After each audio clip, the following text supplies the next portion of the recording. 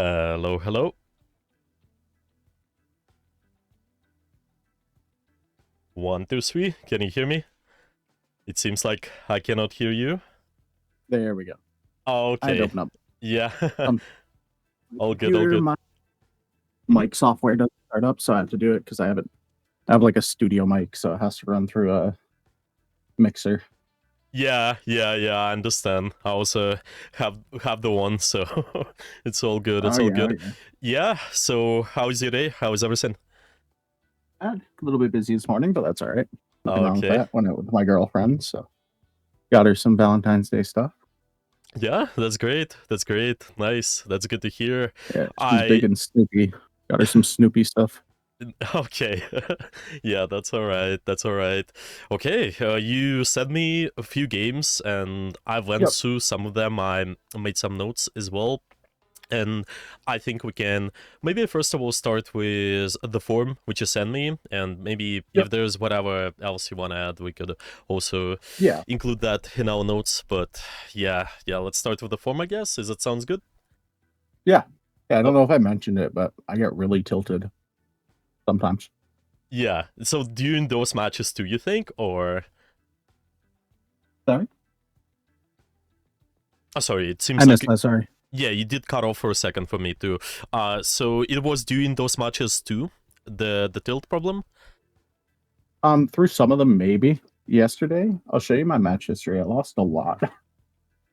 I see, I see. Is it common Mhm. problem you have the tilt and what's causing Sometimes. it? Mhm. So normally when I get tilted, like it's just frustration with mostly like things that I can't control. And I know that they're things that I can't control because it's like I can't control the guy on my team. It goes 1 and 9. I don't like flame or anything very often, all right? But internally I get a little bit tilted. Right. So I try not to like tilt too often. One thing that really does like piss me off is like people telling me that I'm doing bad or something, you know what I mean? Or somebody just being rude to me. That's when I get a little more tilted. Because if I Understandable. feel like so, yeah, you know what I mean? Like nobody really wants to be backseated or told that they're so bad or whatever. Yeah, that's understandable, especially when I was actively playing too, and it's been mainly Overwatch. I think that's been one of the main things which could tilt me, but then there are definitely ways we can deal with that. And my question is, what have you been do? What have you been doing typically to deal with the tilt in those situations? Is there anything what do you do before the matches or maybe during the match? How? I'll take a break sometimes. Mm-hmm. I'll take a break during the match. I'll mute everybody just so I don't have to deal with anything that could potentially set me off more. Um, what else? I try and rationalize it. So like I'll tell myself it's fine. It happens to everybody. Like everybody's gonna go on losing streaks. Seems like it's really bad in rivals. Open up my screen share for a sec. Oh, I'll yeah. show you what I was experiencing yesterday. Yeah, of course. So Give us some. I was Celestial 2. This was 2 days ago, right? I climbed to C2. And then yesterday when I got on, Yeah. pretty bad last streak, you know. A lot of these it felt like I was like doing as much as I possibly could to try and carry. This one I'm playing Adam, so I'm gonna naturally have higher deaths, you know what I mean? But I have to like fill in a lot of these games because I'm just not able to play DPS, so I have to fill, and then I have people that take my role who are like underperforming, you know what I mean? Felt like that was happening a lot yesterday. Makes sense. Makes sense. So, what do you feel? Do you think during those games the tilt problem was occurring as well, or? Oh yeah. I think I was tilted probably, let me see. For here I was probably fine. And then I think like right about no, these were all yesterday. Milo, get away from my food. I have a big fluffy dog and I got food when I was out and he's sniffing. Yeah, You're that's not all getting right. any chicken.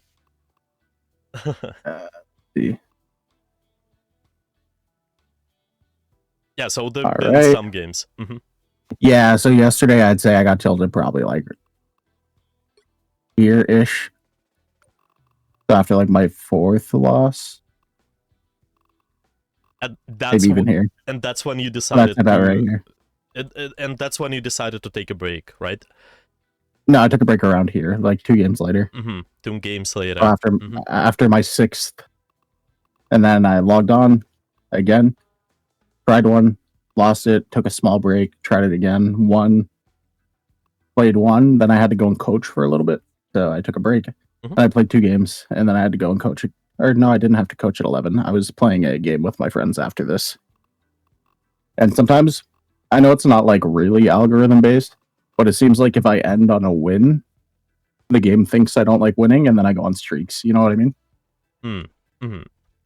Even though it's not engagement optimized, it feels like it sometimes.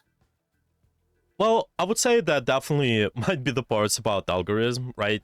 We cannot 100% tell what's going on, but I guess the question is what we can do, what we can influence, what can affect our games potentially, and the question is how much maybe the tilting can affect your future games. Let's say you get tilted on one, and then maybe in the next one it can also drag to the other game. So I think this part of the problem, something what we can solve, maybe this can also be the performance problem sometimes too. Yeah, maybe there's something what we can find, what we can fix as well. This may be the factor too. Maybe something else as well. Maybe it's even in real life.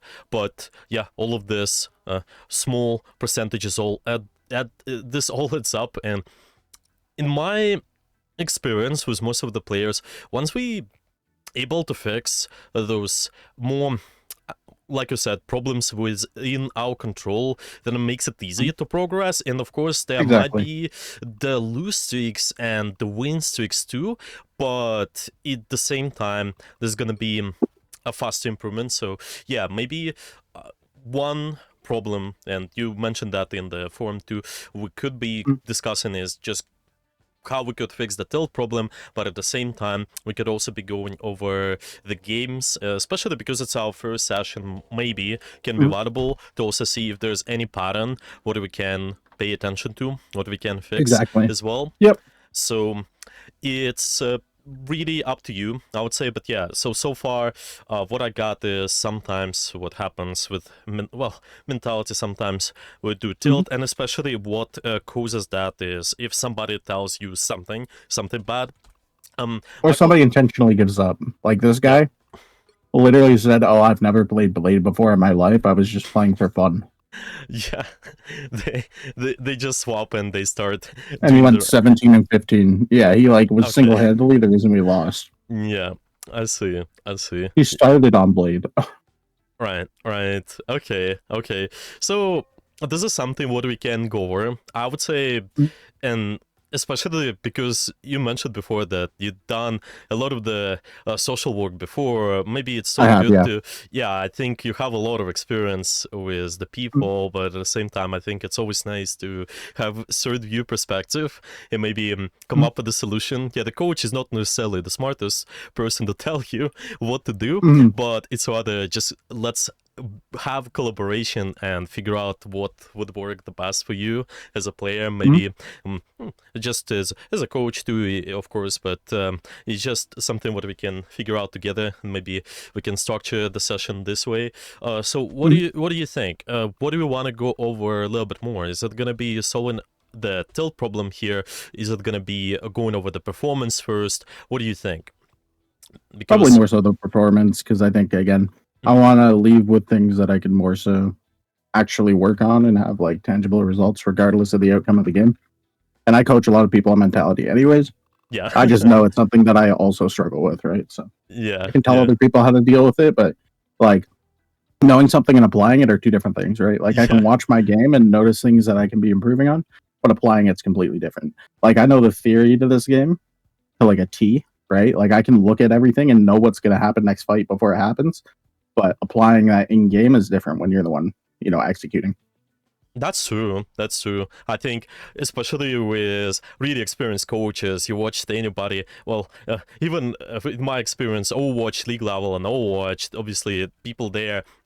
The coaches, most of them, they're really experienced, but at the same time, it would be really hard for them to implement all this series because the game is so fast. So that's right. Sometimes it's complicated. So maybe it's not, well, partially can be about the just playtime, but I'm also thinking maybe simplifying the goals, phrasing the goals sometimes, something, yeah, maybe giving, finding different perspective, what you can try to apply and see what works. It's kind of finding the Mhm. theory, trying this out, and then after that we can maybe see, just try to apply that and see if it works. If it gives you more value ultimately, then it's Mhm. fine. Because I would say a lot of people, they tell me, and this is what usually they say, they look at the stats, they look at the deaths, they look at the also how many kills they got, and this is important indeed, but I'm also thinking it's always important to look at each fight and simply think about how I could What I be. could have did. Yeah, Yeah. it's sorry, what was that? Can you repeat? Sorry. Yeah. What I could have did better is kind of Yeah, exactly. the thing that you should be focusing on the Yeah, most. I'm yeah, gonna switch my mic output. I'm using my. This will make it a lot clearer, but you're gonna pick up on background noise if there's any. But you should be able to. I shouldn't cut out now. yeah. Okay, okay. No, it's fine. Yeah, I think it's all good. Okay, yeah. So you just finding a little bit more value, what we can do here and there. Yeah, like you said. Okay, we can start with the Also, do you performance. mind if I record this for myself? Yeah, of course, of course. I'm Okay. recording as well. We also might post that somewhere if you want to. If you think that the people will Up to you. find it valuable, we can also post Mhm. the parts of it somewhere. That's all good. Yeah. Yeah. I want this session to be more collaborative, and I know because you're pretty high rank too, it's either gonna be not me telling you what you should be doing, like from the player's perspective. It's rather let's try to figure out together what we can fix and find the actionable goals, just what you can start doing in the next games a little bit more. Mhm. And this is how I want the session to be. So I will Yep. try to ask more questions, and if there's something what you're gonna have questions about, or maybe what do you feel like we could elaborate on a little bit, discuss a little bit more. Yeah, let's do that Yeah, that as works. well. Okay, I'm thinking the form's been pretty clear. Yeah, so like I said, so far it's been mentality, also the performance, something we can go over. You also mentioned Mhm. that you playing 20 to 40 hours per week. That's Yep. plenty of playtime, and you had experience with both Overwatch and Marvel Rivals, I assume, right? Mhm. Yeah. I have about 1,000 hours in Overwatch, but I only peak D2, and that was the last time I went back. I got Mhm. D2 in about 40 hours. Um, Compared to like my 800 hours that it took me to get D2 last time. So I got it significantly faster since I started playing Rivals and coaching and stuff and whatnot. Yeah, So I yeah, understand a lot of the theory better, so I can apply it better in Overwatch as well. yeah. That's nice. And what was your main role in Overwatch? Support. Oh, support. That's Mm. nice. What kind of characters? I played Ana, Zenyatta, Lucio, and that's about it for the most part. Yeah.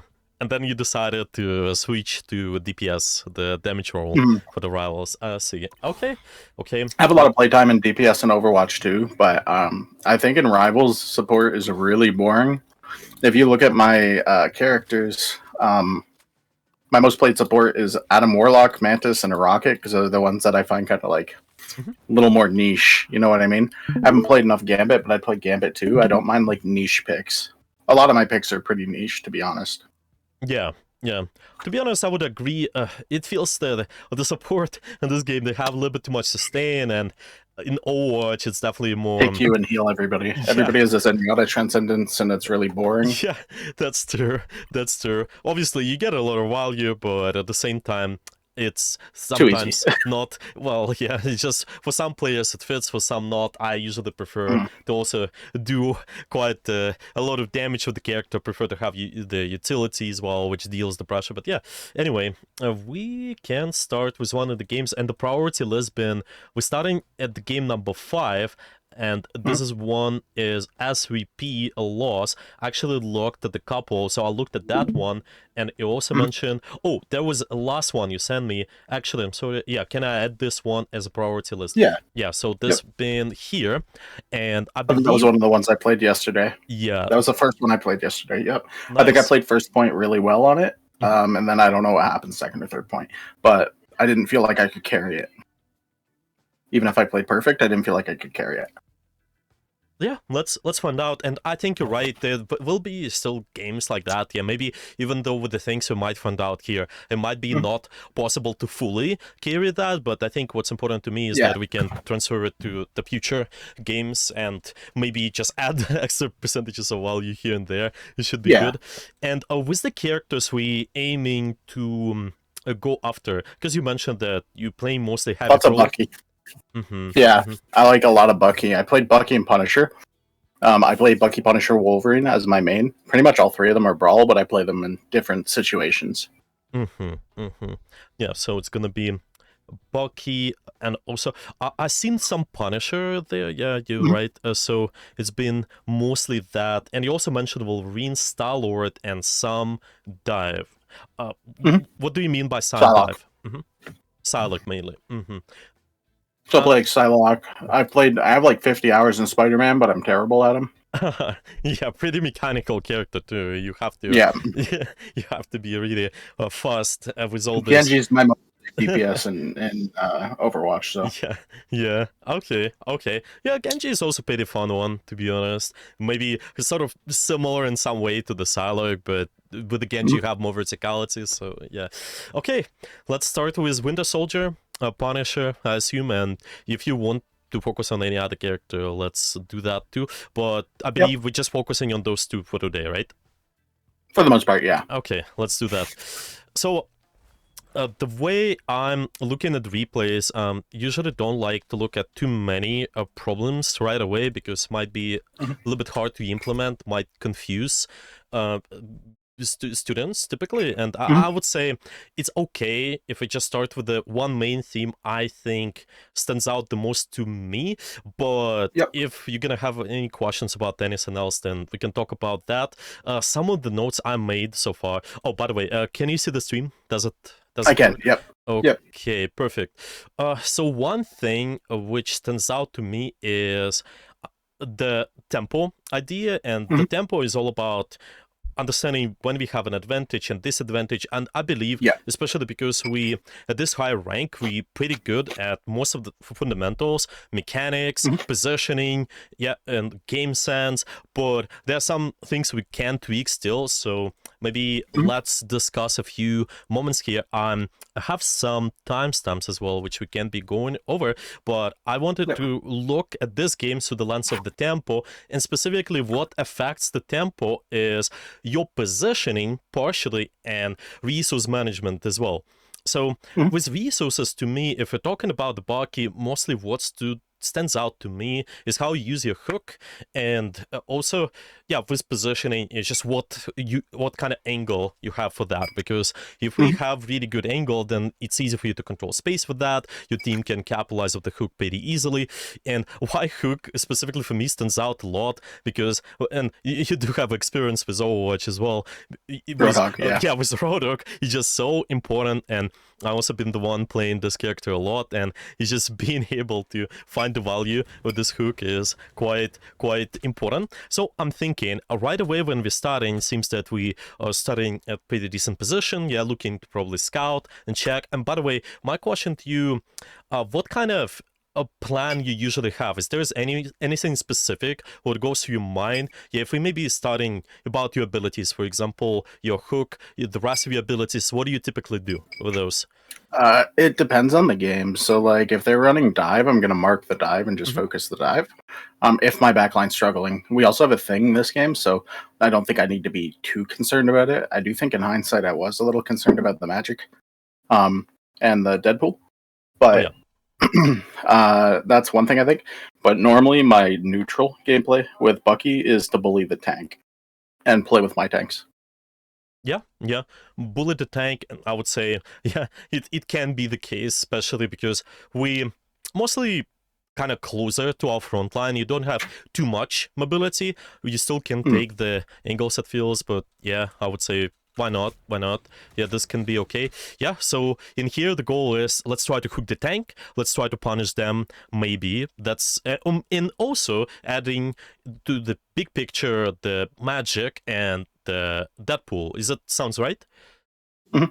Okay, so my question to you, if we look at this, let's just kind of watch, and this is, I think, where our first hook is gonna start. Yeah, we go for the E, obviously slowing down, going for the shots. I think all of that is looking fine, but then we're looking for this kind of hook, and my main concern is, and this is what I found the pattern with, is you can make your life slightly easier with the hooks if we're thinking about specifically punishing the enemy aggression. And a lot of the times there have been a lot of valuable hooks based on what I watched. It's been maybe punishing something like magic, maybe punishing something like maybe Deadpool sometimes, but I believe there was mostly magic. Anyway, what can make it easier for you is to read the tempo of the fight and think about what the enemies will be doing based on that. So are you familiar with the terms playing fast and playing slow and what it means? Yeah, I have a pretty intricate like description of tempo. I have like I drew out a whole like diagram of how I think people are going to be playing based on what's happening. I like to think of it like a scale, and on each side of the scale is 6 marbles for the players. And every time a player dies, you take a marble out of that team's side. And if the scales are tipped in your favor, you have tempo. And every time somebody uses an ultimate, you put a marble in on that team's side. Yeah. So like if you lose a player, you can use one ultimate to kind of neutralize it and maybe get an advantage. I think ultimates are worth more than a player sometimes. I like it. Yeah, I personally use kind of similar idea. I call that the score of the fight because I personally been counting this stuff like you described. But yeah, it's also important to, especially at the high rank level, to add some other smaller variables to the picture. Yeah, it can be about the resources. It can be even about the positioning, which can affect the tempo. So my question to you is, if we're trying to punish the tank, yeah, let's start with that. What is typically the best time for you to start doing that? What do you think? When do you? So there's a couple times. In this, if I'm like breaking it down by abilities, it's when Doctor Strange's shield breaks. So I'd be trying to break his shield. Or when Magneto uses his shield so I can force out his personal barrier or his personal bubble. Those are 2 main ones I can think of. Yeah, so it's just going to be some sort of cooldown. And I think especially if we're baiting out the big defensive ability, that is something what we can punish. Yeah, so this is trigger number 1. Yeah, I'm also going to write it down. Yeah, hook, timing, and this is going to be triggers. Yeah, it can be based on the cooldowns. Is there anything else what we can look at as well besides the cooldowns? What do you think? You can also pay attention to how aggressive they're going to be playing. So if my tank's low, they might start walking forward. Exactly. And the enemy tanks, they will be looking back, meanwhile. Yeah, to walk back, yeah, and try to give up the space. Okay, so my question is, based on this picture so far, how do you expect the enemy tank to play at this point? I mean, they're going to be backing up because he's half health. Yeah, probably. So my main concern is, what do you think would be more valuable? Let's try to look for the hook now, or could we be maybe looking for the hook later when there's going to be more aggressive posture from the enemy team? What do you think? Yeah, probably do wait a little bit. I think if I throw a slow here, it might be enough to get him killed to begin with. Probably, yeah. Play up a little farther, look for an uppercut. Yeah, because my main concern is always with those abilities is that you're really good at punishing the aggression. So if we can find a way to do that, and maybe once the enemy is going to move towards your position, we can try to hook them in. Yeah, we can try to punish them. And I would say, especially if we expect them to play slow, and in this way, you playing fast. Yeah, let's just phrase it this way. So we're making it easy. I usually describe it this way. Playing fast is all about using an advantage you got, and typically it translates to you taking space.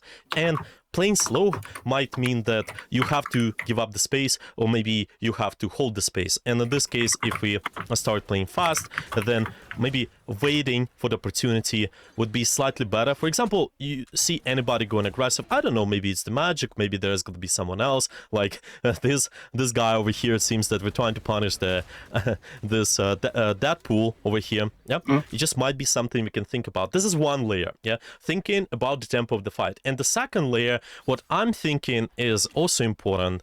It's how you having hook might affect your positioning. So let's break this down to that as well. Because if I have the hook, this something what can allow you to be more aggressive in theory to me, yeah, because I have the ability, I can try to posture a little bit more aggressively, and if I do, then the enemy is more likely to push me, or maybe they can be aggressive to the rest of your teammates and you can capitalize on it. Yeah, thinking about it like Rodok hook as well. If the enemies are going, let's say you really aggressive and they try to punish you, sometimes you can punish them as well partially. Obviously, we don't have too much HP. We have to be really careful, don't play too far, but maybe that is something what we can think about as well. Yeah, anyway, so this is one part, and then is going to be the next part here. Once you get an advantage, yeah, there's going to be the second hook, which is going to come in. We're starting here, looking for the early value, and my question to you is, it's actually, yeah, so it's even, yeah, right there. Yeah, that's when we looked for the hook. It's, yeah. So my question to you is, what you would say about this moment here? Is there a opportunity for us to maybe, or like we said, wait for the enemy to be aggressive first, maybe also posture, set up at the different position as well, so we get even more value out of the hook? Or should we be playing here? What do you think? Well, I figured they were going to be backing out because they lost a tank, so I figured they're going to be pulling back. And so I'm trying to force a stagger, because in my mind, I'm thinking I'm going to have another hook when I need it. So I'm just getting it on cooldown, so I have another rotation up when the fight starts. Yeah. I would say this is completely fine. I am just looking for a early hook, especially if they because they not fully reset yet. Yeah, that's completely fine. We can keep pushing them in theory even towards the spawn if possible. Just make sure that you back up really soon. But at the same time, if we're thinking about this, like maybe instead of us trying to sneak in the hook from this location where we sort of, because it's 50-50 to me, it feels when we are looking. Oh, so it was yeah, it was starting right here. Yeah, let's actually look at this. So this might be a little bit difficult if the enemies will try to get behind the cover. At the same time, if they peek aggressively like they do partially, then you might hit the ability. But I'm thinking, what if we choose any more proactive position? For example, what about this location? Let's say we look for the hook from here, or yeah, I'm just thinking, what are your thoughts? If we gonna be somewhere over here versus being here, what do you think? I think with high ground, it's harder to hit the hook because it's like when you're aiming down, it's more for like if I'm trying to get a headshot angle or if I'm trying to aim at the ground itself. So if I'm playing like Magneto or I'm playing like Scarlet Witch or somebody with AoE, it's easier for me to aim at the ground. But if I'm playing vertical to the enemy team, at least the way that I see the hook, I can potentially hit my target, or I could hit somebody behind or left or right of the target more consistently than if I'm on high ground. It's going to be harder to accidentally hit somebody, right?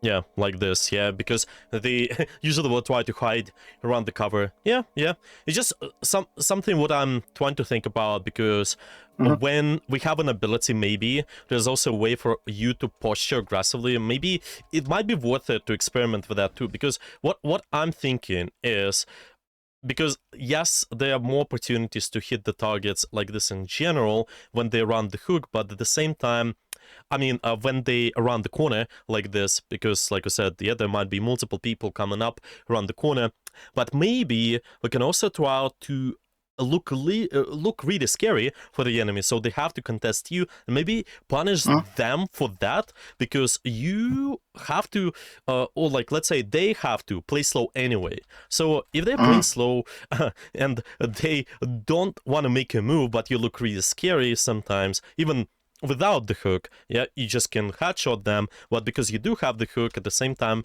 they will be, if they will go aggressive, that is something what we can punish. I'm not sure, but I think that is something what's worth to experiment with. That's what we kind of discussed with a lot of the Hog players too, because to be honest, even at that Overwatch 1 state where we had 2 tanks and the Hog would just be somewhere trying to look for the off angle, they have to be threatening for the hook, and that's how we would put it. You have to take really aggressive position in order to sneak in the hook, and yes, there will be the times where you can look for the hooks like this, but I think it's worth to experiment during the phases where you are playing faster in a way. Yeah, you're just forcing the enemy to make a move.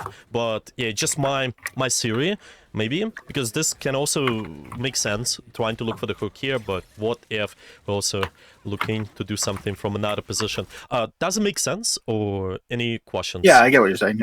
I call it, you kind of have more presence if you're on the high ground. Yeah. And if you have your hook. Exactly.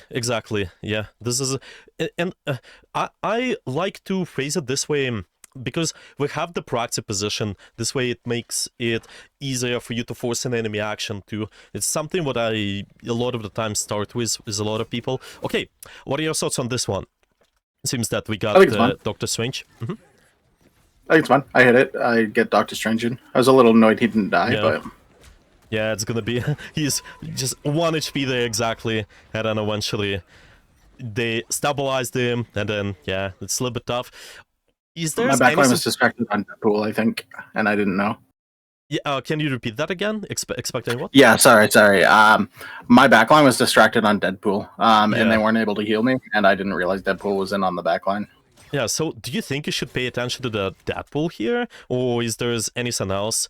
Just to sneak in. If I knew Deadpool was there, I probably should have looked at him. But I think he hops in on the back line. Not yet, but after I hit the hook. Yeah. He's just sneaking in right there on this left corner. I'm not entirely sure. And that's why I died there, I think. Yeah. Because I did VOD this a little bit myself, and that's what I seen. I'm like, oh, Deadpool was in the back line, and I wasn't getting healed. That's why.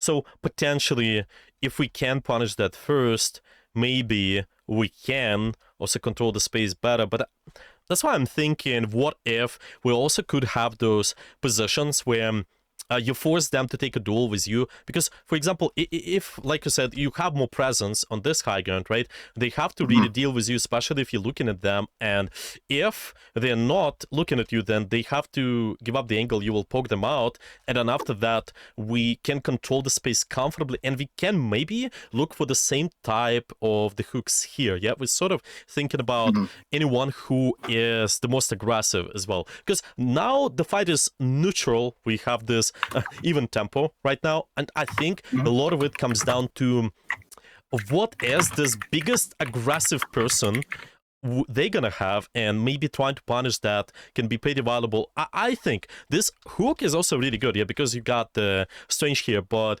it just might be something what we need to mark a little bit more, if possible, if the map allows you to. Obviously, we don't want to go in really deep and try to chase somebody like maybe Spider-Man or a Psylocke when they have a lot of mobility, but I think maybe it's worth it to try to check, and if it's within your distance, if we add those positions where we can do that and try to punish those guys, then I think might make sense too.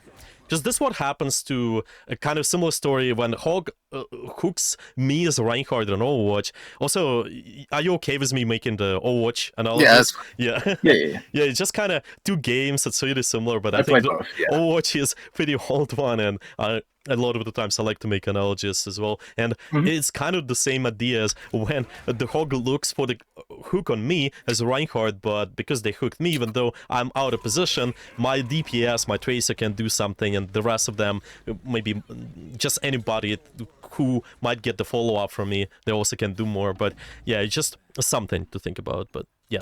Okay, any questions so far, or is everything clear? No, makes sense. Yeah, I would say let's keep watching the next fights. There have been not too many notes from me so far. Yeah, it's been mainly around the hook, and in here is just probably trying to touch the point. Yeah, trying to just make sure that you secure the additional percentages, I assume. And there's no possibility for you to win the fight, so it's all good. Okay. Yeah, I'm pretty sure I just went to die on Yeah. point. Yeah. So we should be alright. Let's try to, okay, sure, teleport, taking the high ground. We have more presence, like I said. That's what I really like. If you can potentially deal with a person up here, then it's great. I'm just thinking about how can you go about this duel so it's gonna be possibly for you to sneak in more value in here. What do you would say? Probably not open with a hook. Probably start off the fight and look for the Mhm. hook when she tries to disengage. Yeah.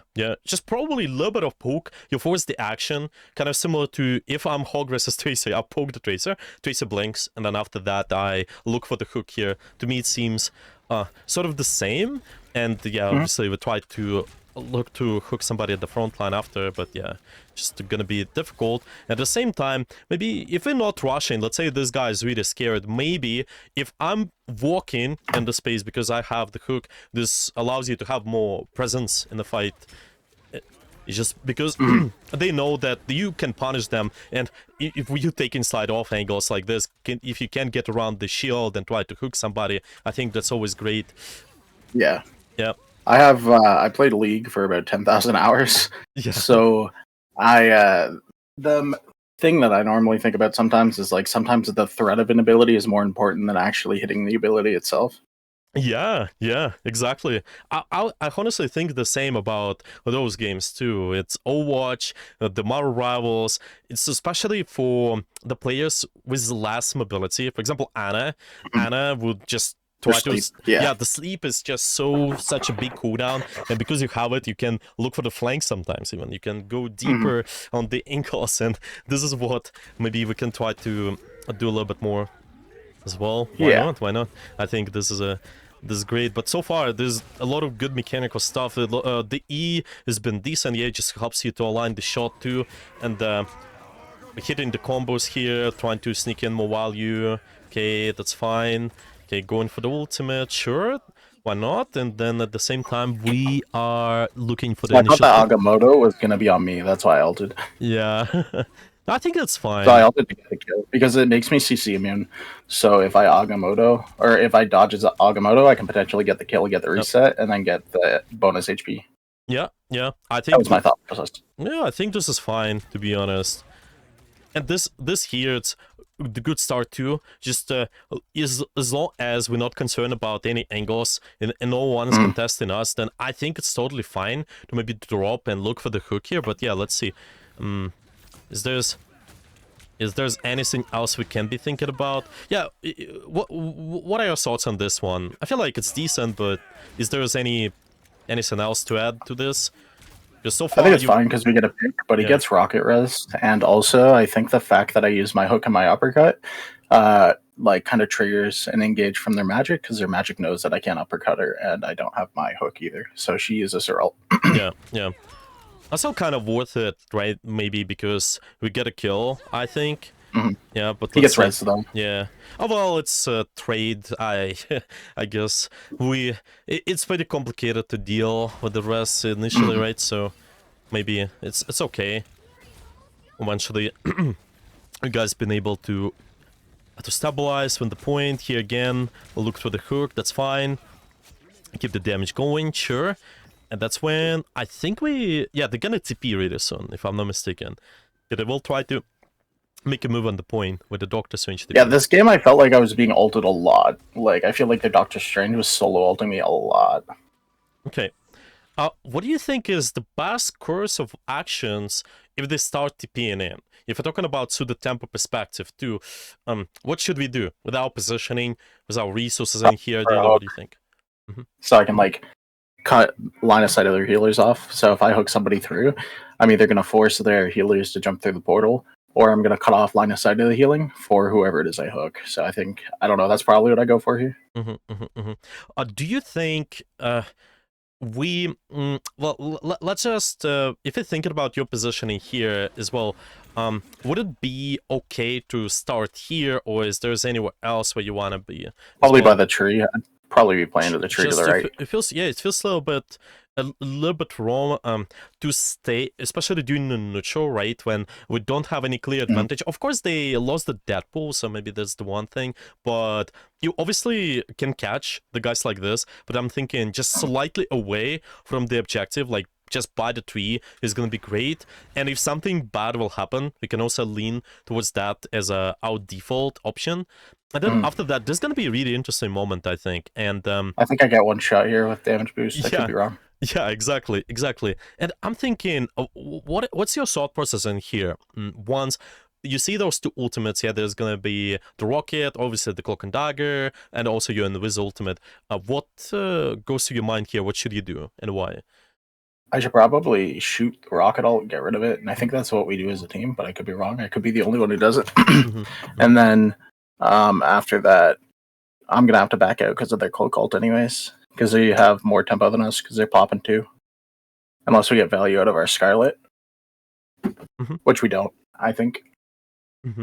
Yeah, I think you're right. On your priority list, probably would be the priority to destroy the rocket ult. But my concern is you have to be really careful with the Invis ultimate. How I treat it, because a lot of people they might go in Invis ultimate just because it's there, but I think it's good to think about it this way. If, let's say, this ultimate enables your actions, whatever you want to do better, and this makes it easier for you to perform the action, which is maybe in your case it's destroy the ultimate, then it's fine. But if you can do something even outside the ultimate, then it might be even better, because we not necessarily want to stack up together, because this is what happens sometimes. You just get the one shot anyway. And with ultimate, I think it still should last like around 4 seconds, and they get destroyed, right, because of the just big burst damage. That's what a lot of people don't expect sometimes too, I think. And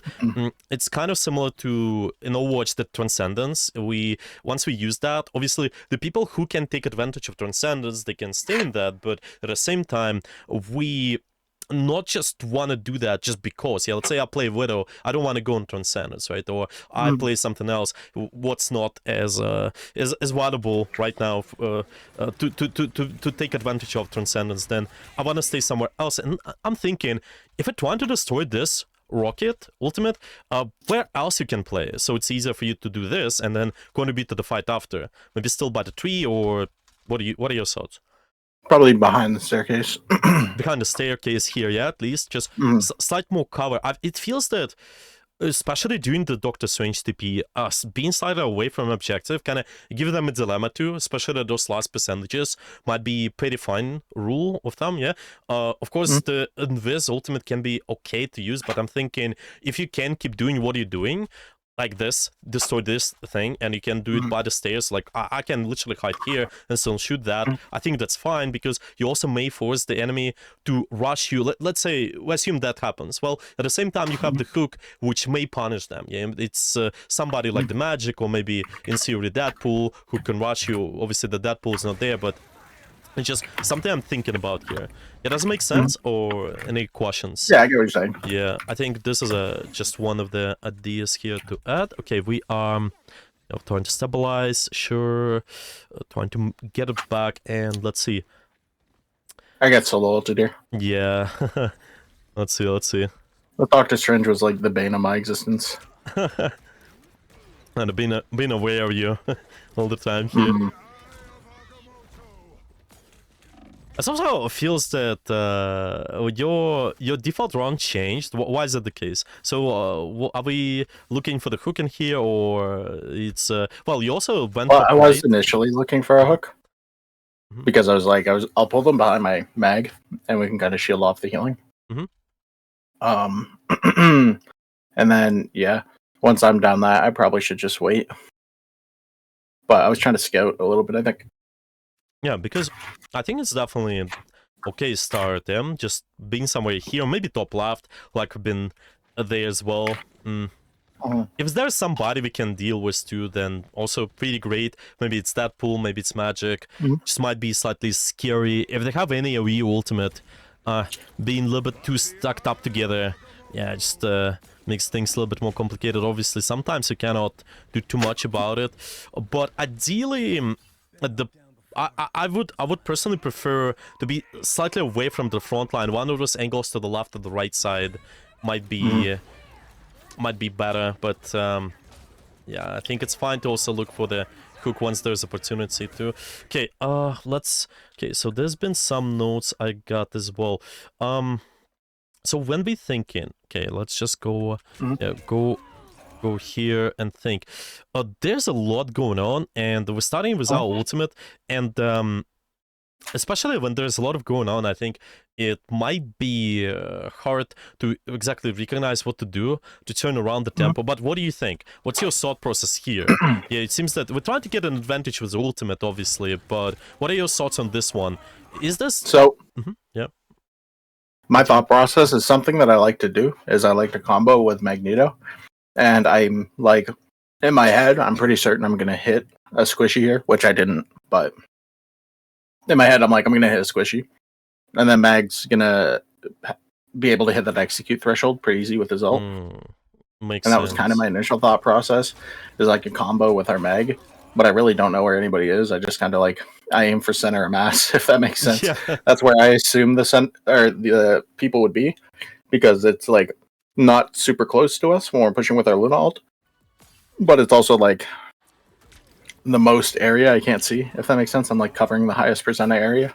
Right. Yeah. At least we're trying. So I take a bit of example. Yeah, trying to find somebody inside it. Yeah, I think why not? What if? And it's last fight this round too. Yeah. So I'm like, I'm gonna use this resource because if we win this, they shouldn't have strange DP. Yeah.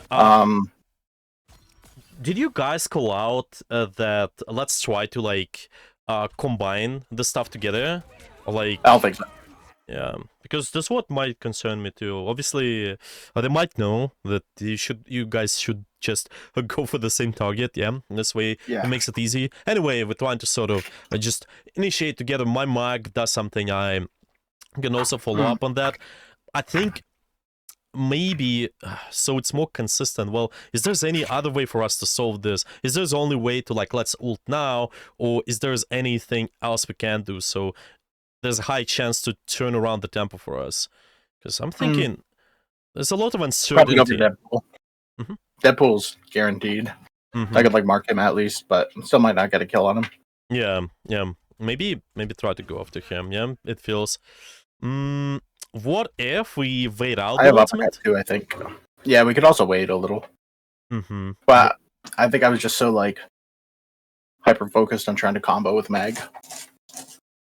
Because, yeah, this is what I'm thinking. There's just a lot of uncertainty with the facts given that we don't have too much information on those guys, right? So this is factor number one. And the number two is if we not necessarily know that they might combine with us, which ideally it should happen. Like we're saying, well, there's some ultimates which are good to combine with, but if we... because most of the time we can only pay attention to what we control, I would say like being really certain that this happens is so important. So probably here is just either waiting or marking someone else who we're really certain about. It's kind of, I can give you an analogy. It's kind of like using bubbles. It's even as a Magneto, a Zarya in Overwatch. You have to be really certain that this person is gonna take damage. So it's sort of, you're not even predicting. Well, you can predict partially, but you also have to look with your own eyes that this is happening, and then this way it makes it easy. Because we want to remove the plays with inconsistency as much as possible, because there might be games where you go for this play and, well, it works, and with some other it's not gonna work. So I'm thinking just whatever gives you more consistency, like maybe waiting for the ultimate or even going after this guy might turn around the tempo in your favor, because now we went after the tank, and the tank is obviously not something we can kill right now. They're really hard with all the resources, so I'm thinking even waiting here might be... Yeah, our backline was dead. I don't know if I knew that. But I think I was like, I need the reset to win this fight. Yeah. Right. Because if we, let's say we get the kill, maybe there's a chance, right? If we wait, let's say we get a kill on, I don't know, maybe it's Invisible here, and then we get another opportunity to slam in after. Yeah, maybe there's gonna be high chance for us to carry this one, right? But Yeah. it's just A little bit of lack so of much coordination. going on, of course, but of course, yeah. Okay, so far, what I'm thinking is. Partially, it's mainly gonna be around the tempo. Playing fast versus playing slow. Playing fast, I'm thinking try to experiment with proactive positions if possible, because you have hook, like I said, in League, you can take more aggressive position, you can maybe bait an enemy to push you. If it's consistently done, I think it's worth trying. Let's see what we can do. Obviously, this type of hooks where we do it from main as well can be quite okay as well, but most of the time, yeah, just because you have an ability can also give you a lot of value, especially if we know that the enemy might come in somewhere. And yeah, so this is mostly done when we, especially when we trying to play fast, I would say. Yeah, let's say you have an advantage, then this allows you to think about the hook a little bit more, like opportunity for you, because you have it. You can go deeper, you can maybe go more forward, and if the enemies actually will try to punish you, they will try to jump on you, then you can punish their mistake. And at the same time, when we're playing slow, I'm thinking waiting, being the patient there a little bit more. If enemy makes aggro move, then we punish them with the hook, and especially during the times. So the good example, yeah, is always something like maybe magic dives in, or maybe there's gonna be the tanks exactly walking in. Yeah, always confirm and see how they're posturing, and then I think you can look for the hooks a little bit more. Like we saw that, for example, first hook when they backed out, maybe it's worth to holding it. Yeah, because you're playing fast, you can keep taking space and keep the proactive position, and then after that, when they will posture aggressively, maybe it's on you and your team, we can punish them for that. That's what I'm thinking. Kind of like really that rotor player in Overwatch as well can be really valuable to maybe think partially about the about all of this way. Okay, and what else? Well, it's been mainly, yeah, I think it's mainly around the hook, in my opinion. Maybe some small points about just keep an eye on the stuff of the fight, like Invis ultimate, or maybe just in general, the point control. Be careful, staying at the middle of the things. If you can't do something of what you want to do from the angle, maybe it's still worth it to do that this way, and should be okay. What else? Is there's anything else? Okay, yeah, I think that's mostly it. Yeah, maybe also hook active targets. Yeah, keep those in mind. I think you said that too. Okay, okay, angle control with hook. Okay, we're gonna go Punisher here. Is there anything what do you want me to focus on a little bit more, or yeah, what do you? I don't know. I die a lot when I play Punisher, but that's about it. I picked out a lot of the I had a general idea of why I died a lot of the times I died. Is there anything what do you think you need to work on a little bit more as a Punisher? Anything? With Punisher, I don't know. Probably just positioning. It feels like if I'm not enabled or pocketed, I'm kind of useless.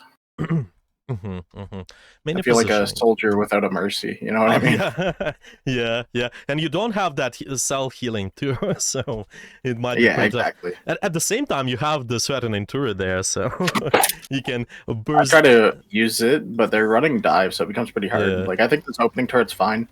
I have my support enabling me, right? Yeah. So this one's okay. Yeah. Okay, so let's keep watching. Maybe let's figure out some stuff. I made some notes, and I think it's been mainly about not the tempo. It's been mainly the questions about the zipline. What are your thoughts on this ability? What do you typically do with this one? I use it to get back, or if I'm deep, I use it to disengage. Yeah, disengage, and yeah, also run back. I'm thinking what I noticed, it just only 2 replays I watched. Obviously, we can also watch the other ones a little bit more. The pattern's been that the zipline in our case, especially at the early stages of the fight, has been sitting a little bit long, and I'm thinking yes, it's okay to hold it and use it like you said in a way, but maybe finding the ways to also sneak in additional value if we can, if it's possible at the early stages, because you will see here the fight starts. So how much time it is? Yeah. So we are 30 seconds to walk on the point, and then after that we. Are gonna be setting up around this space, going for the turret. Yeah, there's a lot of damage. I think this looked pretty decent. We dealt with their divers too, shooting the ground versus the Black Panther. Oh wait, who was that? That was Magic. Sorry. Yeah, The pool. Yeah, both. Yeah. Oh yeah. Actually, a little bit of both. Right. I remember there were I forget divers. the pool. Oh yeah, there were two. Okay, yeah. So the two people there. Trying to just disable them, I think that's fine. You have this AoE damage, all good. Now, once you secure the angle, you should be okay. Maybe even trying to push a little bit, try to position aggressively. And then, I see there's a lot going on doing this, and I'm pretty sure if we would use the zipline even earlier, just somehow, just to maybe help ourselves out, let's say, to just get from the spawn to this point, because you have the zipline sitting at the spots. Yeah, it just it's always there. I believe if you can use up to 3 ziplines, right? So after the third zipline, it gets destroyed. It breaks the first one. Yeah, it breaks the first one. So I'm thinking, would you say it's possible to maybe look make rollouts back? Yeah, maybe. I normally do. Yeah, because maybe less on Dom. Yeah, because it feels like those 2 games, we could be doing that totally. Yeah, just setting up the zipline earlier, so this way you can get back and also make sure that you position faster for the fight too. Yeah, I'm not too sure about during the fight. This is something what I have the theory about too. Maybe if we're doing the fights like this, because a zipline is the thing which you can preset, and if the enemies are pushing you, you can always go to another angle. Maybe it's also worth to experiment with going from one angle to another. Sometimes, for example, if I set up here, then maybe I can go to the left side and vice versa. But yeah, I'm not too sure about this one. You have to also check, but it definitely feels that sometimes, well, most of the time the ability is been there for a little bit too long. We can see that, well, it's just there. Obviously, it's okay. Maybe we can use it as disengage too, but if we can find the value somehow to just a little bit, even though it's a rollout. Just use it. Yeah, just use it somehow. I think this is great. So this is one thing, and also. Yeah, I believe the fight's been okay. So this one, there's some things I have about this one. Okay, so we actually started out pretty good with the turret. We had pretty decent map control too, and then after that we started walk on the point. Yeah, you get ulted a little bit too much, unfortunately, but yeah. So ulted every fight. Yeah, it happens. It happens. Okay. I think eventually your team's been able to stabilize anyway, because we've done pretty decently, in my opinion, using the mid-range sightlines, doing a lot of poke damage there. Maybe my concern is if you could be using the zipline early, you can sneak in more poke damage before the fight, and then also get back to this fight faster, so you can do even more poke damage after, and that's about it. But then, yeah, after that, I think, let's just kind of remain... a conversation about the tempo still. So we got a pick. Now the enemies, they cannot play too fast, and they have to make a move, and once they make a move, you punish them for that with your ultimate, which I think makes sense. Yeah, just punish them as aggression. That's the aggression, that's okay. Keep playing here, sure. My question to you is, what do you say? What do you think about your positioning? Since you mentioned that, well, maybe we can be anywhere else. Generally, something what well, you said you're concerned about your positioning sometimes. Do you think that you should be being here, or is there anywhere else? What do you think you could be starting with your ultimate too? Or I think this is okay because I have the cover in the middle, and also I'm behind my supports. I think it becomes bad when the invis ults, because invis ult counters Punisher because my team can't see me. Yeah. I thought I might be able to nuke with damage boost though, so I thought with damage boost I might be able to kill with Storm. Yeah. It kind of feels that we still do a decent amount of the pressure there. Obviously, the cover in the middle. Okay, if they get pushed, We can also use our grenade to get out. That's fine. Eventually, guys, been able to turn this fight around. Sure, that's fine. Okay. Doctor Strange was oh wait, there Oh, was yeah. not the I got 2K. yeah, Yeah, I this got 2K now. guy this guy was I standing killed still. that guy and the magic. Yeah. Yeah, that's okay. Also, pretty creative spot over there. That's fine. Okay, you kind of can be prepared for the right side and the left side at the same time, which is decent. And then your team starts the push. We do the poking. That's fine. We're slowly building the tempo. You actually force out some of the abilities, so we force out the Loki alarm. Lex.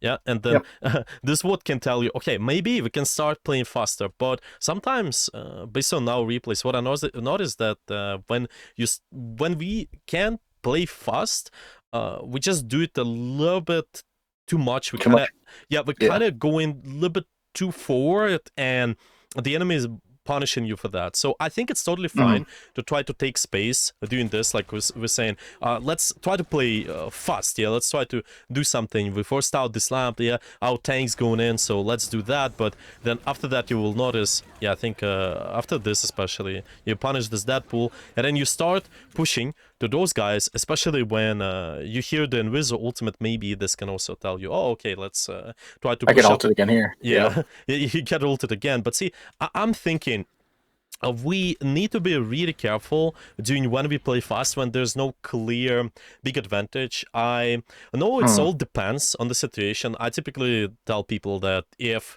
you have two people advantage, or like in your case you said marbles, yeah, if you have those two marbles advantage, sure, this can give you enough advantage to push in forward to take the space. But in this case, I'm thinking, because there's still no clear advantage like this, we have to be really careful. And let's say you want to push, but then the question is, can you approach that differently? Can you try to push, but at the same time do it in a slower manner? Let's put it this way. And so I could probably just poke. Yeah. So is it? I think I was going for a shotgun play because I wanted to play behind Thing. Because Thing was pushing up, so I wanted to kind of support that play. But I didn't realize the Strange behind me. Is there a possibility to keep supporting this play, but can you do it from, like I said, inside of the ult? Yeah. Yeah, inside ult maybe.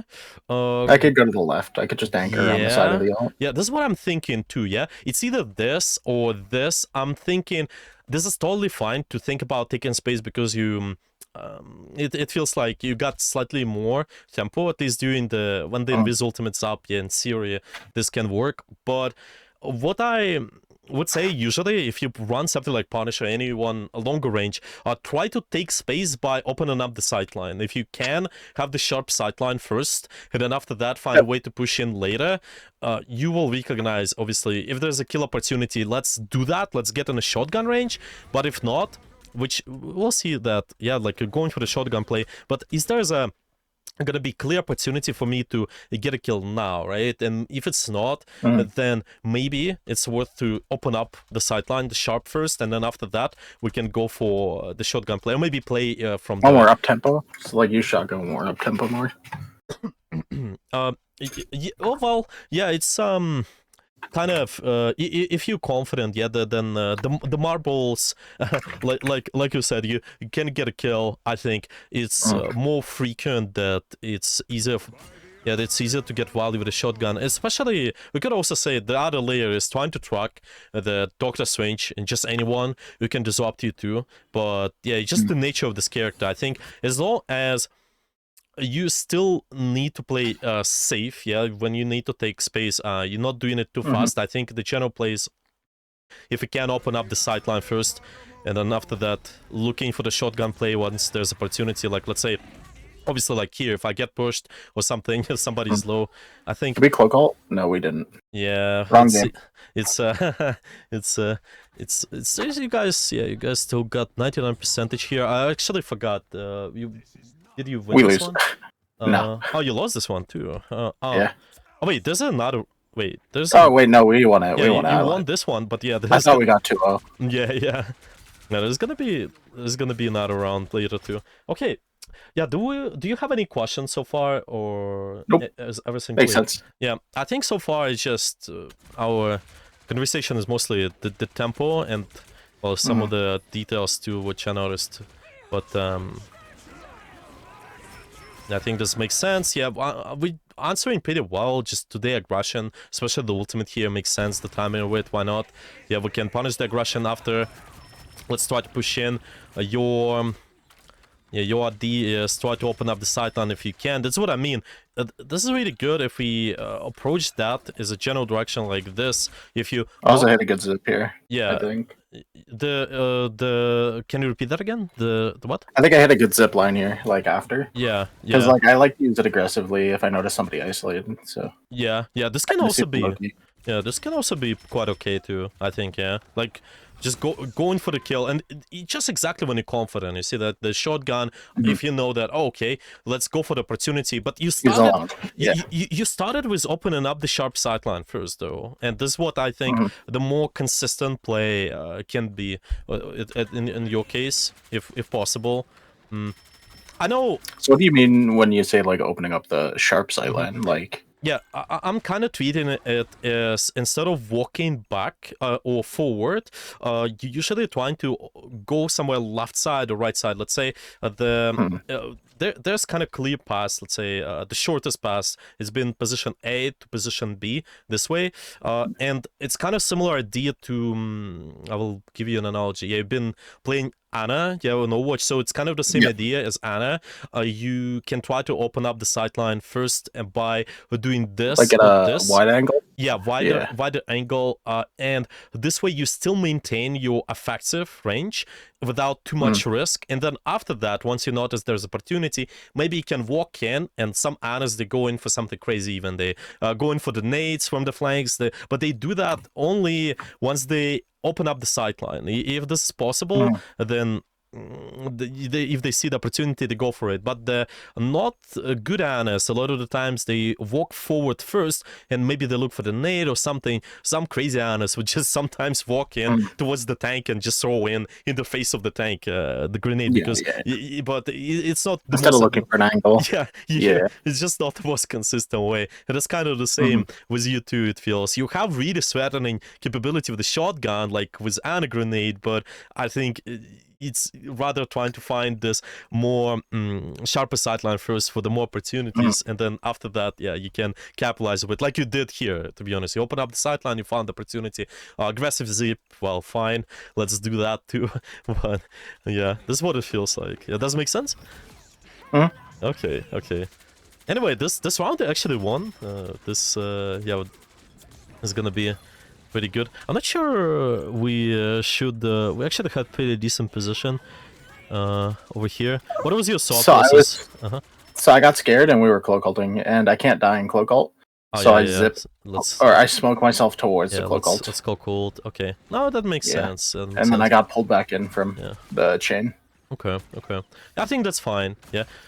As long as ultimate enables you and what you're doing, that's okay. Let's say in theory, if we can maintain here and not getting damaged, then don't jump. But who is damaged us actually? Magic, I think. Magic? Yeah, I'm not too sure. Yeah, I think Magic dies me, and that's what I was scared of happening. Is that now that I'm on this isolated angle? Yeah. Now that I'm on an isolated angle, like Punisher, I think he's very weak in a lot of ones.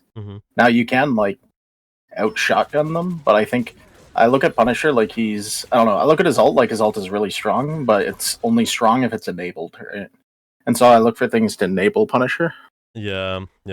Same with Bucky. Like I think Bucky ult's really bad unless you can enable it. So you target focus, or you get like, I don't know, you get like resets, or you combo with an ult, then Bucky ult becomes really good. It's the same with Punisher. Like Punisher ult is really good if you can have it enabled, but like if you try to ult on an off angle with Punisher, it rarely works because you're isolated and you're still really easy to kill because his hitbox is huge.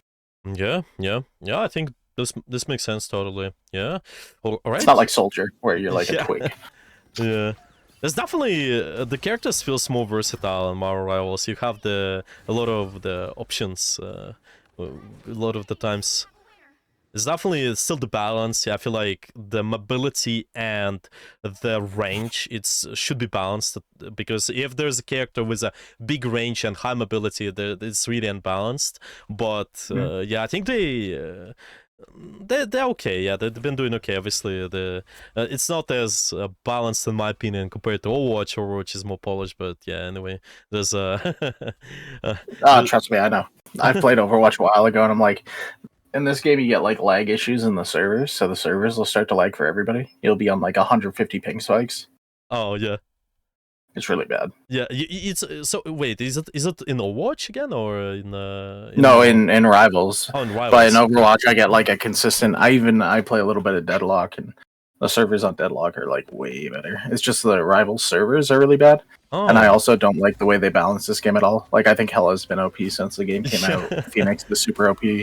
They're not nerfing supports. They buffed fucking Cloak and other supports. You know what I mean? Like, yeah. I always tell people well, I play Ana, right? And I compare Luna Freeze to Ana Sleep, and I'm like, if you miss Ana Sleep, you die. If you miss Luna Freeze, you still get healing because it's made for children. Yeah, well, to be honest, you're right. I think there's just so much to stay, and it's easy to get away, even though we made a mistake. And even if it feels... Yeah, you just use an ability, you get healed, and if you hit it, you get a shield on top of healing, on top of freezing. Like, it's ridiculous. Yeah, that's true. So I always compare those two. Yeah. Or maybe, well, they tried. It's usually maybe I'm not. Well, I'm not fully remembering this, but I think when Overwatch started, they tried to make it more appealing to the audience, because the people who play support, they always feel like they're under pressure a lot, and they've been telling you, well, can we get more sustain? Can we get more this? But then they maybe the Marvel Rivals, they thought about it this way. That's why they maybe overbuffed the supports. But I believe eventually they should nerf it. Yeah, eventually, in maybe at least like 1-2 years, who knows? Maybe they will nerf the support. They will buff the damage finally. I would say. I'm not sure about the damage too. Luna can 2-tap you. Yeah, I don't know. Yeah, because I'm just thinking about the Luna, and the Mantis, something like that too. Yeah, I'm not sure. She also 2-tap you. I play Mantis. I forgot that kind of stuff. I'm definitely not the best at balancing too. I can say, like, I can look at the character and see, okay, what they do, how they could apply it to the composition. But yeah, okay. There's some notes I have about this one. So it's kind of similar to the pattern, just what I mentioned from before as well. When you have too big of advantage, you want to be careful. Well, it's still not too big of advantage yet, let's put it this way. So your team's diving, and I think there's a lot of tempo on your side.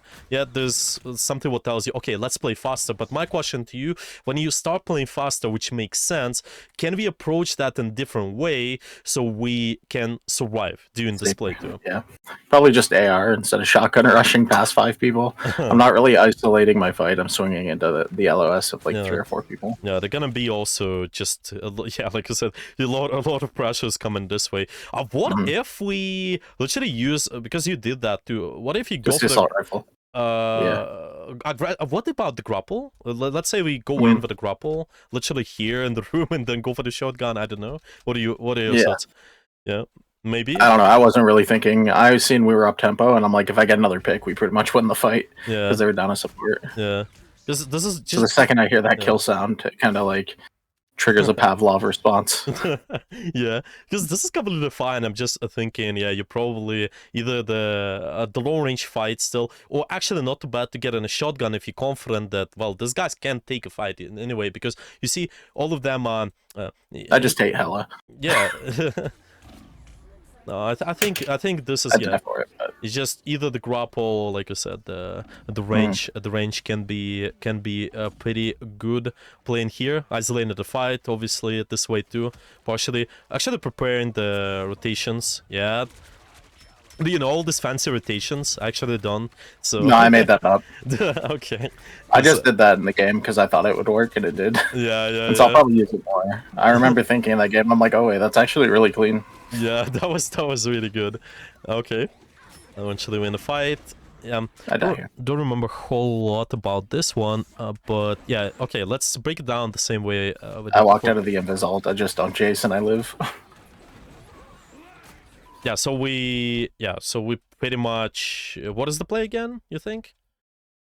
Probably not to chase him Yeah, and stay. and play him in his. Yeah, just playing in with. Yeah. Well, it's kind of. Oh, well, this guy is I don't just too threatening. Yeah, I'm just trying to think about the know, a little bit reasons. too much ego. Yeah, it's just a little bit. It's not advantage. Yeah, let's put it this way. You always should take the duels which are unfair to the enemy, I think. And this duel, if I know that they're low HP, we already have the tempo up 1. This is unfair for the enemy. Okay, let's go for it. Let's go for the shotgun. 1v1 versus the Loki, who has been isolated on the second map, was pretty unfair to. This one is unfair to you a little bit more, I think. This is this guy is gonna kill us. So it's either this or take another opportunity, and I probably back out or try to. You can shoot cloak out of her ult. You can like one shot her. Oh, I should maybe look at that and then gun out. Maybe I've done it a few times. Yeah, maybe. Yeah. Okay. Yeah, I think all of that makes total sense. Okay, I've got quite a lot. Yeah, I also have the notes about the second replay, but don't worry. I think most of what I said, I tried to structure it about the patterns I noticed. I think it's been mostly about the tempo and just knowing what to do with the position and resources, because it affects you, and if we can add more consistency based on this big picture, like deciding when do we play fast, when do we play slow. I think this should help out a lot. But yeah, what are your thoughts? What are your thoughts so far about all of this, what we talked about today? It makes sense. I mean, a lot of it is stuff that I could do myself to play better, which is kind of what I'm looking for, because I don't always see that. Like, I can see it when other people do it, but I can't see it when I do it, because obviously we all have an ego. Yeah, more biased. Sometimes I can't see that's my own play. Yeah. More biased. Yeah, that's right. Okay, if we would try to summarize that, yeah, I just want to make sure we also have the clean goals, the actionable goals. How you would phrase the actionable goals for you for the next games? What do you need to work on for the next time? Probably using it depends on the character. I mean, generally it should just be tempo tracking. And just making plays work more often compared to going for like riskier plays. So a lot of the plays I go for are risky when I can get the same result with a more safe play that isn't as flashy. Generally just playing slower. And then just different things with the character. So using my zipline more on Punisher. I also put in here, I don't know if you mentioned or not, but like angle swapping. So I can use it I play Widowmaker, and like when you go for a shot, I like switching my angle. With her grapple. So I'll like, if they're not running dive, I'll hit a pick and then I'll take a new angle. That way they don't know where I'm at, kind of thing. So using it more like that, maybe a little bit. And then using my shotgun when I'm up tempo or when I'm being dove. Exactly, yeah. And I think the biggest thing there probably, especially when we have the tempo up, is with the Punisher, we said not necessarily rushing to go for the shotgun first, but take the sharpest sideline if possible.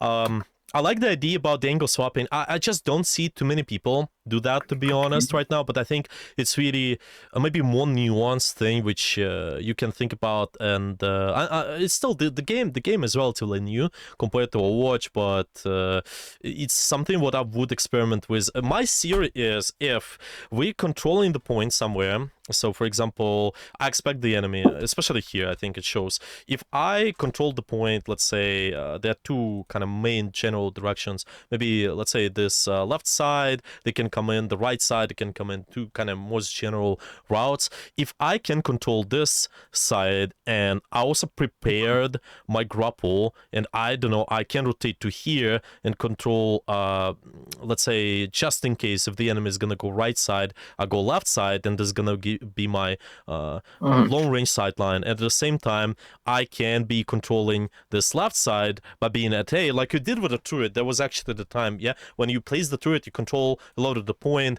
Maybe you can get a little bit closer, but I'm thinking if you're constantly able to go from one angle to another, you can swap the angle accordingly to where the fight is. You just have options. You're kind of thinking about all the possible routes they might have, and you prepare those zip lines. I'm just not seeing people taking advantage about it too much, because you have up to 3 zip lines. So I'm thinking there's a lot of flexibility what it can do. obviously the easiest one to think about is, okay, what do we do about the rotations? Yeah, obviously get to the fight faster, but the angle swapping, definitely worth to experiment with. Yeah, see what you can do to like consistently allow you to put the pressure around the objective, especially if it's like more stationary point like this. I think it's definitely worth a try. I like the idea about creative spots for the turret as well. Maybe if you go somewhere up, I don't know, Like in the tree trunk was pretty good because I yeah. could see both. Yeah, exactly. Yeah, it's just something like this I think is great. I remember there have been some players like Bedtime Story. I watched there have been someone else. Yeah, watching. Yeah, they usually are pretty creative with their stuff. Oh, by the way, I think for Bucky, just for based on what we talked about the hook patience and the making sure that once you, how we phrased it, let me see. Yeah, once we are playing faster, yeah, you playing faster, you can hold on with a hook. Yeah, you can kind of take more aggressive position and wait for the enemy to make an action. Yeah, you bait an enemy to push you and punish them. The Sparker is pretty good at this stuff too. I'm thinking I can actually, I watched him a little bit. yeah, if you want to, if you have some free time, I can also, I'll link the video I like. I usually send this one too. It just maybe can be as additional material too. Okay, Winter Soldier. Yeah, I should have been recording this one. I saved this one even, yeah, there was, yeah, this is on YouTube. Okay, I will send this one to you as well. And what else we have for the summary? We have the playing fast, yeah, playing fast, playing slow, angle swapping is fine. Okay, also be careful with the point control. Yeah, like especially with the ultimates, which they tell you, okay, like let's play, you can play in ultimates, you can maybe stay in them, but there's gonna be a reason why, unless those ultimates let's say if they're allowing you to do what you want, then stay in them. If not, then being somewhere else might be okay, kind of similar to a Transcendence idea. Yeah, you play Widow, maybe you don't need Transcendence in Overwatch. Yeah, you can just play somewhere else. So this is what I'm thinking. You can also be thinking about even as a Bucky. I know it's pretty short range based, and the Punisher sometimes with a shotgun too, but be careful. Be careful. If you can do the stuff outside the ultimate still, then this is okay, because if we all play inside, then we get one shot too sometimes. So you have to be aware of this stuff. Okay, is there anything else? Is there anything else you think? I think that's mainly it. Yeah, I don't know. I'm just trying to find ways that I can carry more, even when my team isn't as, good. I know in like until up to like mid to high grandmaster, I can normally just like kill things. You know what I mean? Yeah. Like I'll play flank mantis and stuff all the time, and I'll climb pretty hard on that. I'll like take duels with their duelists because I'm just better until I get to that rank. You know what I mean? Yeah, yeah. Almost a mechanical, yeah, do you think? Yeah, normally just like mechanic carry and off angling more. Like I always tell people, just off angle till you get to Celestial, and you'll probably like it doesn't even matter who you're playing. Oh, well, I usually talk a lot about off angles too. Yeah, you're right. It just always feels that it's kind of one of the parts I like about it, because it's proactive position. It forces an enemy actions, and if you done the off angle, then they try to deal with you. You can punish them. It's kind of what we partially talked about today as well. Yeah, like thinking about, especially if you're playing faster, forcing the actions. Maybe the enemy is gonna push you. It's kind of similar. If I like we looked at this here when we didn't have too much tempo, but you had a little bit. When your thing was pushing inside the building here, or inside this room here, we still can push, but we can do it with a sharper sightline first, and then after that, if the enemies will try to punish us, maybe we can disable the aggression, or let's say we find a pick opportunity. Let's try to push that really hard, of course, but take it step by step, I think. Yeah, this is one of the big things in those games too. It's just you need to, a lot of the times, well, it's no need, it's kind of, you need to be careful when you have advantage and they don't want to throw it away instantly. Yeah, it's always, you need to keep the advantage, but make sure it's slightly up. You don't need too much of advantage, it feels. You need to just a little bit. I overheat a lot. I call it overheating. I used to do it in Valorant. I would kill 3 people, and I'd just like turn my brain off and try and get all 5. Yeah, yeah, that's common. That's common. Yeah. Okay. So Yeah, yeah. cool. I think yeah, this is gonna be good to practice. And what's good been about the gameplay, obviously the mechanics so far has been decent. I like the answer with ultimates to the tempo 2 overall. I think this looks decent. It feels that more resources plus positioning yet together. Thinking about that, in my opinion, it's rather start with positioning first, because proactive position, this can give you more options with what you can do with the resources, and this can affect the tempo of the fight a little bit more. Obviously there are also some other variables affecting the tempo, but this is what I'm thinking about. All the zip lines. Yeah. I was told a lot of the time to just like use my abilities off cooldown because I'm gonna get the most value out of them unless I'm holding it for a reason. You know what I mean? Yeah. I tell a lot of people that too. I'm like, if you're not getting dove on Mantis, just use your sleep whenever you can, you know? Yeah. But this is what I'm thinking, yeah? Like, because a lot of players, let's say they get this advice, and sometimes they just use the cooldown non-stop, but then they use that, and then Don't know they when to hold it. Yeah, like, it's kind of, I'm thinking, what if we force an enemy action? Yeah, it's maybe positioning this way, so the enemy's actually diving you, so you exactly find the sleep opportunity. Yeah, like, Mantis, go for the flank. Yeah, flank Mantis, okay, go for the flank. You will get dove non-stop. Yeah, probably you will die a lot. That's when you sleep most of the time. Yeah, you'll try to sleep them as much as To win a possible. lot of duels. Yeah. That's what I sometimes tell players on Diana. Let's say they're holding the sleep really long. Okay, going for a really deep angle, you're gonna get died, and we have an answer to them. We have the sleep dart. We also might have the nade too, if we really need. Yeah, yeah. It's just proactive positioning all the time. Yeah, that makes sense. Okay, kind of passive power. I call this passive power. You always have that, especially if you're thinking about the other characters who play, like Genji. If I'm really close with the cover and I'm able to do the right click on the enemy, I just being really threatening and have this passive power even without doing. Yeah, I call it aura. Yeah, exactly. So you know what I mean too. Yeah, it's just more of that. It's like high ground. I always tell them, I'm like, if you're on like the bottom of a bridge and somebody sees you, they'll just kind of like stay back or push you back. And if you're on top of the bridge, they're not even going to go close because you can drop on them. Yeah, exactly. Just have presence to do it. Yeah, exactly. You don't even have to hit the shot. It's like Widowmaker sitting somewhere above and looking at you, and everyone thinks, oh, this guy's gonna one-shot me. Okay, let me just try to hide it. But you don't even hit your shot whatsoever. You're just there, and then they're scared of you. Yeah, so you're totally right. That makes sense. Okay, yeah, I think that's good enough. I'm gonna send you the summary too, just in a few minutes. And if there are gonna be any questions, maybe any additional materials you want me to send you, I can do that.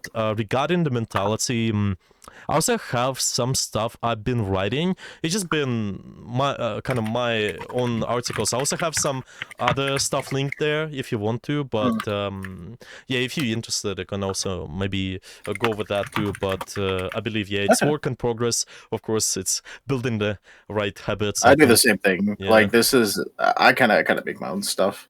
From time to time. I use it a lot in Paint. It's not pretty. I always tell people I'm not an artist, but I like drawing things down and make it work. So this is kind of what I have for tempo. I drew that out. It's ugly, but when you break it down, it makes sense. You know what I mean? So it's pretty intricate.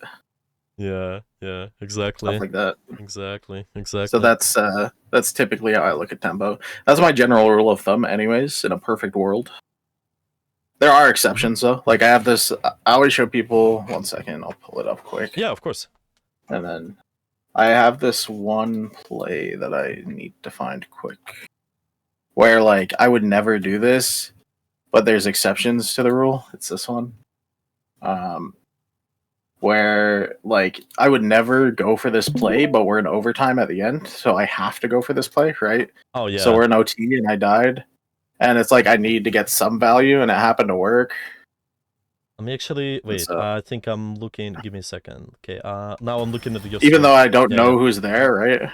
Yeah. Wait. Can you repeat that again? Did you use the zipline to go in the backline there, probably, or something like that? Or? I went to get right on point, and then I used that to like cancel the animation. Oh yeah. Yeah, just of kind of course. jumps them. Yeah, that makes Like, sense. as much as this is like a really bad play most of the time because it's overtime, like I have to break all rules of tempo and try to make something work, even Yeah. if it doesn't make sense in most scenarios. And then this did end up winning the point for us. Mhm. Farm on point. So yeah, then I just kind of Yeah. kill everybody. Yeah, I would say how I usually call that is if you are at a really significant disadvantage, like let's say there's just you're not gonna win the fight no matter what, you can go for the really Yeah. high risk. It doesn't matter at this point. It's kind of, to give you an example, I play Reinhardt on Overwatch and my teammates teammates died. There's no reason for me to back up, because if I back up, in this case they still kill me, You're but gonna I die. can, yeah, I can look for the pin and I get a kill on someone, and it's kind of And crazy. you But trade. yeah, maybe if I do, then this is great, and it might even carry the fight. You watch somebody like Mhm. Cloudy on the Reinhardt, they do that a lot, for example, on Overwatch. But yeah, anyway, this is kind of similar, and also why this can also be the case is because over time, of course, if you have a clear last fight, I think, yeah, whatever like this works, you have to do that. You cannot play it slow, exactly. So you're right. This is true. Yeah. There's some times where you can break the rules, but I'm trying to again get more consistent with my picks. Yeah. So Yeah. I've even narrowed it down. I used to just play whatever character made sense, and now I try to force it. And I don't know what to do when I have to fill either. You know what I mean? Mm-hmm. When I have to fill, it's like I just feel powerless. I can like get kills, and I can play fine sometimes, but it's like I don't main the role. You know what I mean? Yeah. There's no role queue. Yeah, it's Sometimes I definitely, wish there was. yeah, it's definitely been, I remember the same in Overwatch. Personally, the recommendation's been usually, if you can, play your main role most of the time, of course. I know there's been really weird as well. Sometimes you would have like 6 or 5 DPS or something, but to be honest, the performance would still outweigh it. Usually, it just, of course, it might be tough with a certain compositions, certain matters too, but Like usually, solo tank. Yeah. yeah, like I personally would be the one who's would play a lot of the tank. I would also play DPS sometimes, the support too, of course, but the tank would be my main role, and of course it's harder to perform with like 5 DPS on my team, but still, Yeah. you kind of learn by adapting to the situation, to the performance. In this game, it definitely feels that people kind of more inclined to like always have the support. With Overwatch, it felt like people didn't care too much. Maybe I'm not sure. Maybe it was Support has like the lowest queue times now. yeah. Yeah, now anytime I try to play, it's like a 6-minute queue for support. Yeah, I see. Yeah, that's true. The queue times increased too. Yeah, that's right. Okay, well, we got quite a lot